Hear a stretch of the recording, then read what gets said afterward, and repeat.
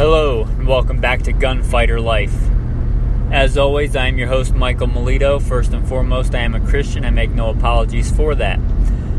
Started shooting at a very early age. Some of my earliest pictures of me walking around with a gun. And grew up hunting and fishing and the backwoods of the South. Hunted everything from gray squirrels on the East Coast to big giant elk on the West Coast and wolves and bear, and successfully taken all those things by the grace of God.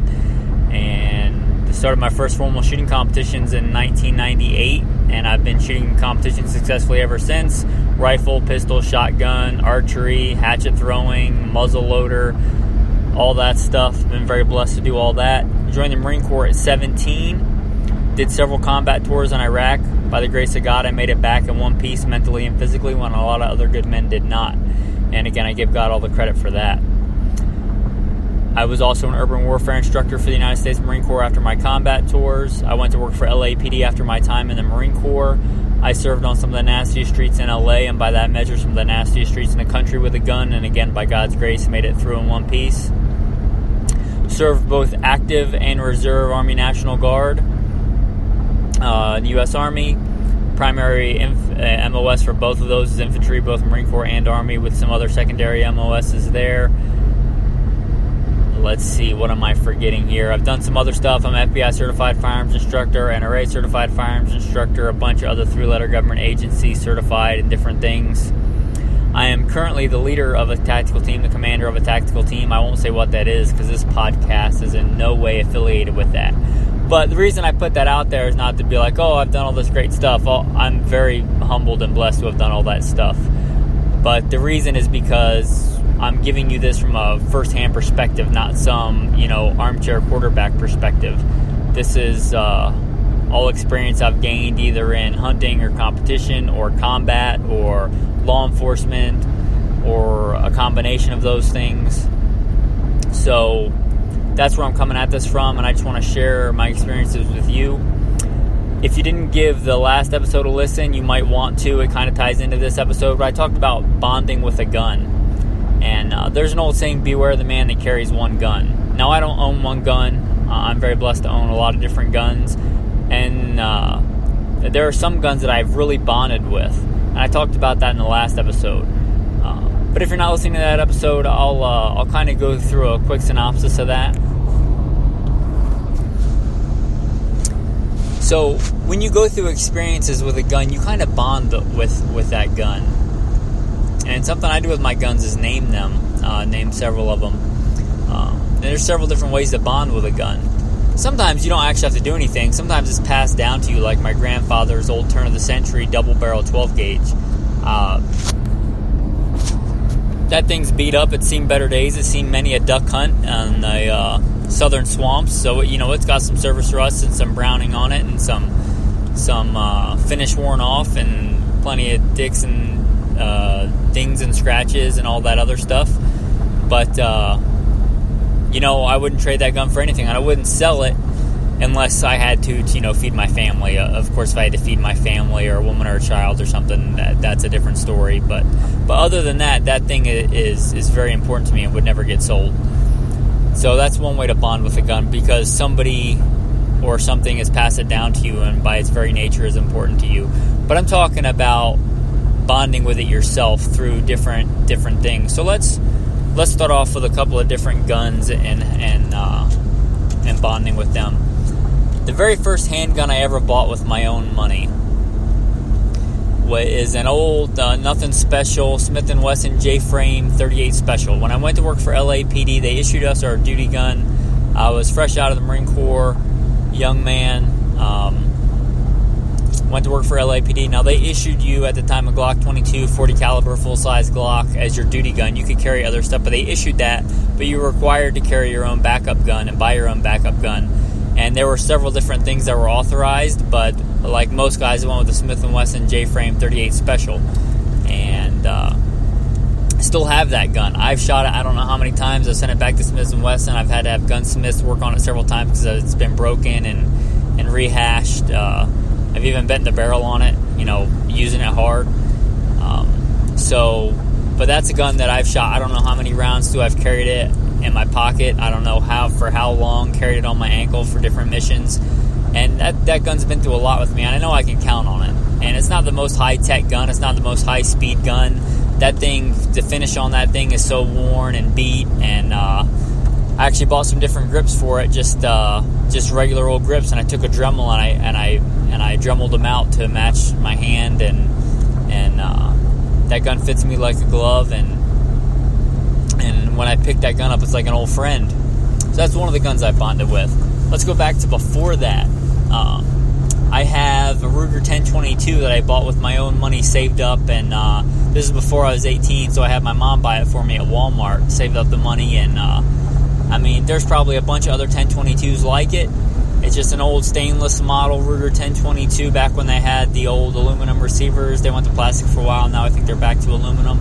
But early 90s, mid 90s, I saved up and bought that gun with money that from, getting paid minimum wage, or probably less than minimum wage, because I was doing odds and end jobs. Saved up and bought that gun, and I still have it. And you know what? I still shoot it, and that's still one of my go-to guns when I'm training new shooters. Take a mini a squirrel with that gun, take a mini a prairie dog with that gun. Great old Ruger 1022. I've had to redo the barrel on it. It's been through a couple different triggers, worn out some parts. It looks pretty beat if you saw it. It's been through several different sights, taking scopes off, put scopes on, taking them back off again. I just have it with regular old iron sights. I got a fiber optic sight on there, but other than that, it's pretty much bone stock. It's well used and well worn, and it's well appreciated. Still like that old gun. I bonded with that gun. My nephew came down and he wanted to learn how to hunt, and that's one of the guns we took out and took jackrabbits and squirrels and birds and went and lived off the land, and it reminded me how much I like that old gun. I've got another nice new Ruger Takedown 1022 and fancy camo stock and a muzzle brake and nice good military style peep sight on it. But you know what, I still like that old beat up, my old first Ruger 1022. If I had to get rid of one of those, I'd keep the original, because I bonded with that gun. It's a great gun. Let's talk about another gun that I've bonded with and love. It's a Smith & Wesson M&P. I think it's the 9mm Pro. It was back when the M&P first came out. And I started competition shooting. I started when I was a cop, so I used my duty gun, and I quickly found out that cops aren't the best shooters. So I needed to get better, because you don't just settle for the status quo, especially if you're a gunfighter. You don't know who your opponent's going to be. You try and be the best that you can be. And I started shooting. I remember my very first, I had shot rifle competitions for quite a while, but my very first, that was all slow bore precision, which is great for marksmanship. But this was like, it was, I believe, a USPSA match or an IDPA match, my first match, and I got disqualified. My very first match for breaking some of the rules that I just wasn't familiar with. But I quickly learned the Glock wasn't the best for me, because I could not reach all the controls. This was back when they had the Gen 2, maybe the Gen 3 was first out, and I couldn't reach the controls without moving the gun in my hand, and I quickly realized that put me behind the curve. And the M&P had just come out, and I got one of the very first ones, and it even had a stainless slide, which I don't think they even do anymore. But that's how this came, and I still have it. And I have beat the crap out of that gun, and I hammered on it and beat on it and worked on it. And that thing, if you saw it, I've done a stipple jobs on it. I've carved out pieces of the slide. I've, took files to it. Back then when it first came out, there wasn't a lot of aftermarket stuff made for that gun, so I kind of had to make my own stuff for it and mold it on there. Now there's a bunch of aftermarket stuff for the M&P, but that gun, there's not another one like it on the face of the earth. And I've won more competitions with that gun than I can remember. Steel Challenge matches, IDPA matches, USPSA matches. That's my go-to competition gun. That thing is still going strong. It's a first gen. Every time I think about buying one of the newer M&Ps, and I love the M&P, it's a great platform. Every time I think about buying one of the new ones, I'm just like, I've been through so much with that old gun, and there ain't nothing that old gun won't do for me that I needed to do. Now it's a competition gun, and it's had some modifications, so for that reason I won't carry it on duty, but still a great gun. I still dry fire with it all the time. I still take it out to competition every now and then. Usually when I go to competition now, I don't go to win. I go to train, and sometimes, I mean, I still try and win, and sometimes I do, sometimes I don't. But I take my duty gun, so I don't take that one out as much. But I still take it out, and I still really appreciate that old gun. Let's see. Another gun that I've bonded with is my old youth model Remington 700 and 243. And I've taken many a game with that. I've taken more deer with that than I can remember. I've taken elk with it, taken wolf with it. Don't think I've taken a bear with it, actually. Last bear I took was with a shotgun. Anyway, that's neither here nor there. But it was nothing special. I bought it at Walmart. I bought it at Walmart on sale. I think it was a little youth model of Remington 700 for like $300 and something with a crappy scope on it. I put a little bit better scope on it that I've had on there for years. Actually, my buddy gave me the scope, and for that reason, I put it on there and keep it on there. I load my own ammo for it, 85 grain Sierras. I've taken so many animals with that bullet. I'm so confident in it. I have higher caliber, nicer, rifles that are even more accurate than that, but that thing's light, it's handy, I know it does what it does, I know what its capabilities are, and that's my go-to hunting gun. Coyotes, anything from a coyote to mule deer to whitetail to pretty much anything. That's my go-to grab and hunting rifle. And I'm very blessed to have quite a bit of money in the bank now. I could go buy a nice, fancy, snazzy new rifle with all kinds of, 6.5 PRC or Creedmoor with a fancy this and a Night Force scope, but, don't really need to. That old Walmart Remington 700 has taken many a deer and wolf and elk, and I know what range I have to be at. I know where my point of aim, point of impact is. I know that those hand-loaded bullets do what they do well, and that's all that I need. It's great. I'm not saying I'll never get another nice hunting rifle. I'm not saying that I wouldn't upgrade to something if I was going to go hunt, Kodiak bears in Alaska. But for pretty much everything, that gun's just fine. It's a great gun. It's done me well. Hopefully that'll get a gun that gets passed down, and I've got a bunch of crosses hatched out in the stock for animals that I've taken with it, quite a few, and hopefully I pass that down and somebody else gets to take some animals with that. I'm very blessed to have that gun. So that's a gun I bonded with. I spent many a days in the field hiking up and down mountains with that thing. It's a good old gun. Nothing special about it. Bedded it myself. But nothing on that gun is super expensive. It's got a stock trigger. It's got, I think, a Redfield 3-9 on it. Nothing crazy. Just a good old workhorse gun. Let's see. Let's think of some other guns that I've bonded with. Along those other lines, I bought a Remington 700 from a pawn shop. Old and beat up for $150. I mean, that thing was beat. It had holes drilled in it in wrong places. I put some wood putty on it. I did a camo job. The stock is camoed one way. The barrel is camoed another way. The receiver I just spray painted olive drab.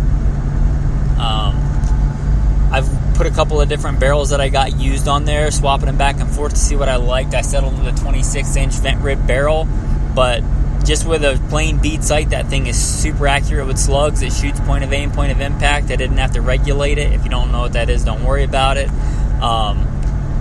I cut the stock down with just a saw to make it fit, and I screwed the butt plate back on it, and I have a hole in the back of the stock to put an extra shell and a cleaning kit. And when I go out in like the Sawtooth Wilderness or out in the wilderness to survive, I've got much more expensive. I've got a really nice expensive Benelli shotgun. I've had several nice Benelli shotguns.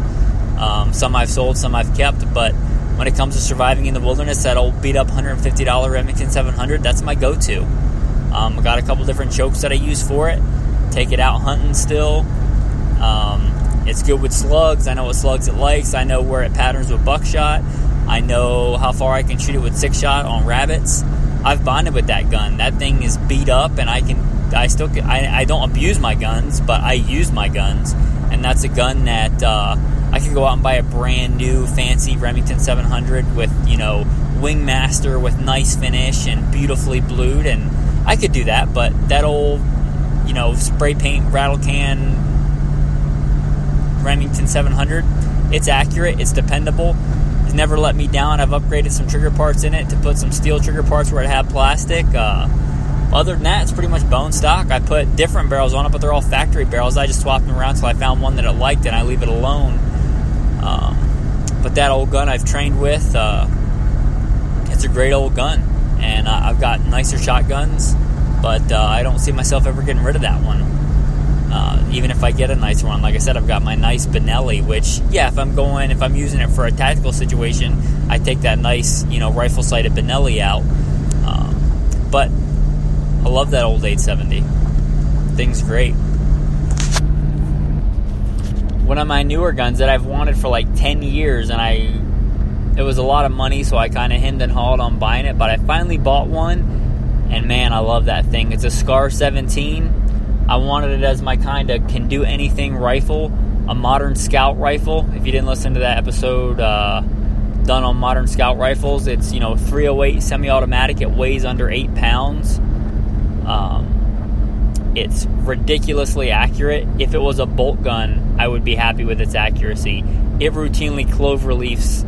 If you don't know what that means, it's a very accurate gun. If I do my part, it will touch the rounds in a group. It will make one big hole if I do my part. And I've done that several times with several different loads. And it doesn't just do that with nice hand-loaded match ammunition. One of my criteria before Walmart did their ban, but it still kind of applies. And for that gun, I can still get the ammo. I want ammo that I can get at any big box store or at Walmart, like a common load. It'll clover leaf with just, Federal 150 grain high shock. Not the cheapest ammo I can get, but pretty cheap ammo, because it doesn't really matter if it does clover leaf with match ammo that I'm never going to practice with. It's the same ammo that I would take it hunting with, same ammo that I carry on duty with. It's good 150 grain soft point. Not super expensive, and it's super accurate with it. And that gun, it's great. Cold bore shots are great. I saved up and got a really nice, the name is escaping me, but Trigicon AccuPoint 1-4. I know that anything inside of 300 yards, I can point of aim, point of impact, press that trigger. If I do my part, I'm going to get a good hit on that target. Even a head-sized target out to 250 yards. If I do my part, that rifle will make hits. And it had some teething pains. I got some mounts that didn't work out too well. That Scar 17 is super light, and it kind of beats up on scopes and mounts. Went through one scope, went through, I think, one different kind of mount. I spent a lot of money on mounts, going through different ones, and I finally found ones that are rock solid, that don't move.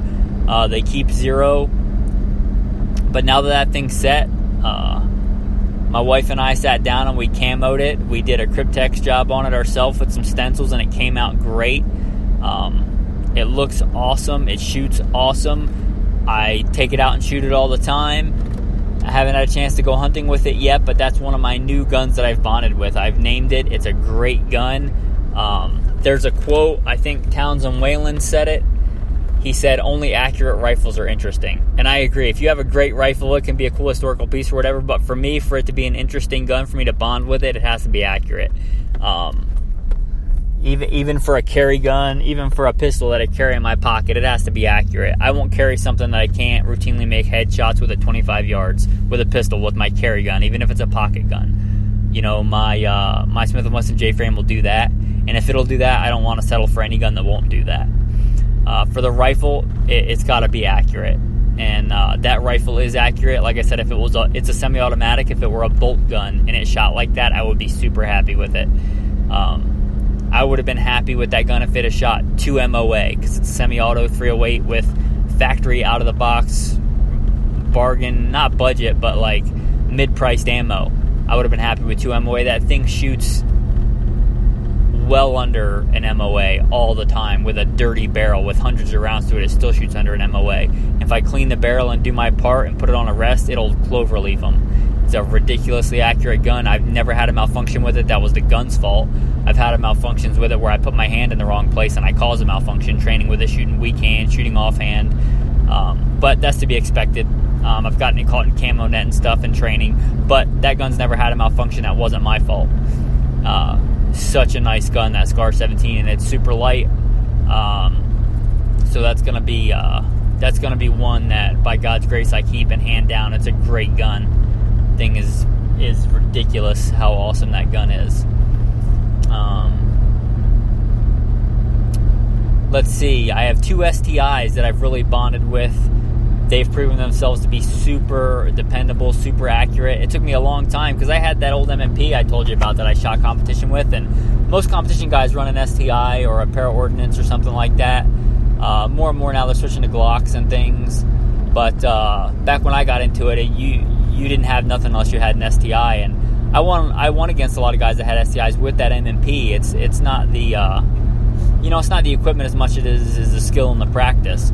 But when I got the money and I knew my life was going to depend on it for an everyday duty gun, when I knew I could carry it, I got an STI. And when I decided that was going to be my go-to gun from now on, like anything else, when that's your go-to gun, I get 2 of them. Just like my J-frame, I have 2. That's my go-to backup gun, so I have 2 of them in case one breaks or one malfunctions or I got to send one back to the factory. I break guns a lot. A couple of times a year I'll break a gun and have to send it back in or get it repaired. So I have 2 STIs. They're both very similar. Not exactly the same model. One's a Hawk and one's the Marauder, I believe. But for all intents and purposes, when you grab them, they feel the same. Very minor differences in them. But they're both great guns. I bonded with both of them. I've named both of them. They're both ridiculously dependable. One had some teething pains in the beginning, but once I got those figured out, mostly the magazine, a couple of bad mags, but once I got those figured out, the guns themselves are ridiculously dependable. The one that I carry most of the time now on my hip, I can't remember the last time I had a malfunction. That was the gun's fault. As long as I clean it every 500 rounds or so, 0 malfunctions with it. And shoot it all the time, compete with it, carry it on duty, shoot quals with it, with both of them. They're great guns. Did paint jobs, not camo, but did paint jobs on them. Have one did professionally, did the other one myself. I love both of them. They're both great guns. Both have a lot of personality. So anyway, in conclusion, I want to encourage you to get out there and bond with some guns that you have. You might have 100 guns, and there's nothing wrong with that, but have those couple of guns that you bond with it. It builds confidence. When you grab that gun, you know what you can do with it. You trust that gun. You rely on that gun. You know that gun's dependable. You know it's accurate. You know if you do your part, that gun will do its part. And nothing's 100%. No machine is infallible. No human's infallible. But, you breed that confidence with that gun, and you bond with it, and you know that you can count on it. You know what mags work in it, what mags don't work in it. You know what ammo it likes. You know when it shoots point of aim, point of impact. You know at this distance, in these conditions, this is where I have to aim, and if I do that, that bullet's going to go where I want it to go. And you only get that by bonding with a gun. You don't get that by just having a gun. You get that by hunting with it, shooting competition with it, practicing with it, carrying it, one or all of those things. So I encourage you to get out and be a gunfighter and do those things with those guns. Also, one of my best friends, he's on the tactical team with me, or at least he was. He left to do something else, but he had a Glock 19X like that, and I kind of gave him some crap because it's not my favorite gun in the world, but he really liked it, and you know what? He stuck with it, and he was a guy that always traded guns and got rid of guns, but he really bonded with that gun. And recently that gun got stolen from him, and I knew how much that hurt because I knew how much he had bonded with that gun. He became a much better gunfighter from the time he came to work for us, from the time he left. I mean, leaps and bounds. He became a legit gunfighter, and I really respected him for that, and I know that he really bonded with that Glock 19X. There's a million Glock 19Xs out there. Maybe, I meant that figuratively, there may be literally that many now. It's a popular gun. But certainly there's a million Glock 19s out there. But he really bonded with that one. You could have put that gun in a pile of hundreds of Glock 19Xs, and he would have sifted through and found that Glock 19X. Because he bonded with it. He knew the scratches on it. He knew the markings on it. He knew that gun like the back of his hand. And I encourage you to get out there and know a gun like that, to bond with a gun like that. And that's all I got for today, guys. I hope that this podcast is inspiring you and blessing you, and I hope that you never need it, but if you ever do get in a gunfight, I hope that it helps you live to fight another day. Thanks. Bye.